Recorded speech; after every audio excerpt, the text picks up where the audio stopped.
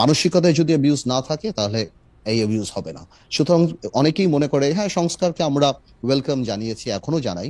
আর আপনি যদি আমাদের কথা বলার চেষ্টা করেন, আমাদের রাজনৈতিক মোটো বা আমার বাংলাদেশ জাতীয় পার্টি বিজেপিতে আমি যেই দলের চেয়ারম্যান, আমাদের মোটোটা সম্পূর্ণ ডিফারেন্ট। আমি আমার জায়গা থেকে আমার স্বল্প পরিসরে যেখানে আমি কাজ করি, আমি এই জিনিসটাই উপলব্ধি করতে পেরেছি যে আহ, ভালো আহ, ভালো রাজনীতি আনতে হলে ভালো রাজনৈতিক মানুষের রাজনীতিতে আসতে হবে, এছাড়া আর কোনো ওয়ে নাই।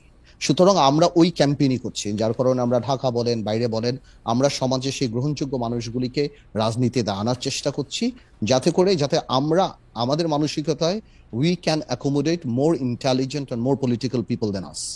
এটা যদি হয়, এই মানসিকতা থাকলেই আপনি বাংলাদেশকে পরিবর্তন করতে পারবেন। আদারওয়াইজ কোনো আইন করে কোনো সংস্কার করে এগুলি লোক দেখানো হবে এবং এগুলি টিকবে না।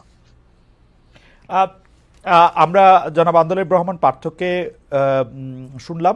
আমরা যখন আবার আন্দোলিব রহমান পার্থর কাছে ফিরবো তখন তার একটা কোটেশন নিয়ে আমি একটু একটু কথা বলতে চাইবো, তার কাছে একটু জানতে চাইবো যে আপনাকে কোট করা হয়েছে বা আমি কোট করছি এরকম যে আমাদের দেশে ভালো মানুষ লাগবে, ভালো মানুষ, মানুষ ভালো হলে সব ঠিক হয়ে যাবে। এই ব্যাপারটার ক্ষেত্রে আপনার মানে এখন এইটার একটু ইলাবোরেশন আমরা একটু চাইবো যে আপনি মানুষ ভালো বলতে সিস্টেম পুরা একটা তাত্ত্বিকভাবে বা কোনভাবে আসলে মানুষকে ভালো হতে বলছেন এবং সে ভালো হওয়াটা আসলে কিভাবে সম্ভব। আমরা একটু জনাব মাহির কাছে ফিরি। জনাব মাহি, আপনি জনাব বদরুদ্দোজা চৌধুরীর জানাজায় দাঁড়িয়ে বলেছিলেন যে বি চৌধুরী সাহেবের শোবার ঘরে জিয়াউর রহমানের ছবি আছে, এবং যখন বেগম খালেদা জিয়া চিকিৎসার জন্য লন্ডন গিয়েছেন তার আগে আপনি ফেসবুকে তাকে শুভকামনাও জানিয়েছেন। আপনি কি এর মাধ্যমে বিএনপিকে কোনো বার্তা দিতে চান?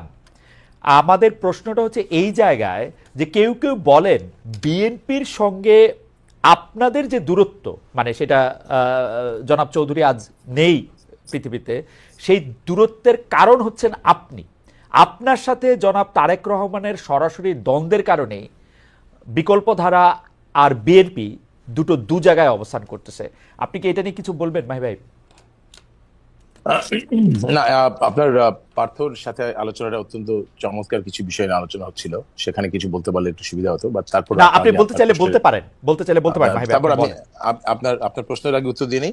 জি, জনাব তারেক রহমানের সাথে কোনো বিরোধ আমার কখনোই ছিল না, ব্যক্তিগত দ্বন্দ্বের কোনো প্রশ্নই ওঠে না। আমাদের একটা রাজনৈতিক একটা মত পার্থক্যের জায়গা ছিল,